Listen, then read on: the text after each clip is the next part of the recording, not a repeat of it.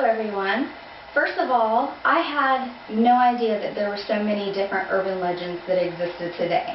But the urban legend that I chose to do my speech on is called the Fatal Tan. My mother actually used a similar story on me as a child in her own version.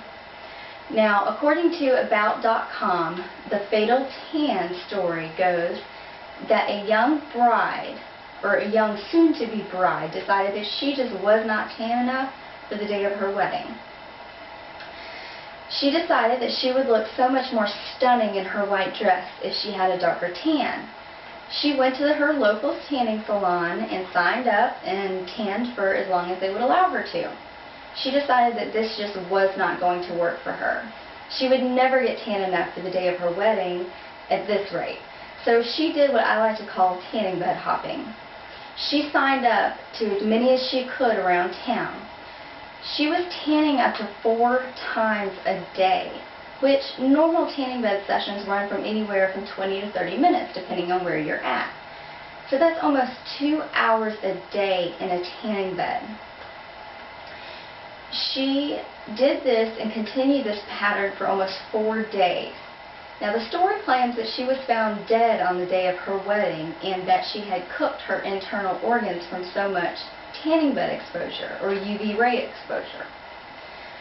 The moral of the story is supposed to be that vanity kills.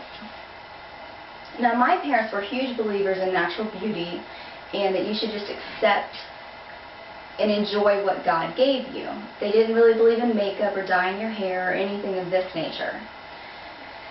So, I had an older cousin that I basically looked at as a role model, and she would spend a lot of time with me and take me places, and I was probably about 7 or 8 years old, and her mom owned a tanning bed salon, so she could tan whenever she wanted, however many times she wanted. Of course, my parents caught on to this, that I looked up to her as a role model, and I wanted to look like her and be like her. She was skinny and pretty and popular. And they were like, oh, this is not going to work. So my mother told me a story that goes kind of like this. That there was a young lady that lived in town who had tanned all of her life, who was beautiful, successful, and had everything going for her. And then she became ill later on in life. She had a lot of health problems and eventually developed kidney and liver and all kinds of organ problems, and eventually led to organ failure. And when she eventually passed away, they claimed that the doctor told the family that her illness was due to overexposure of tanning beds from her entire life experience. And it had basically cooked her entire organs over a long time period. At 7 years old, of course, I believed this. But there's no scientific proof this myth is false or this legend is false, because there's no scientific proof proving that it actually cooks your organs. Now, there is proof that external damage can be done.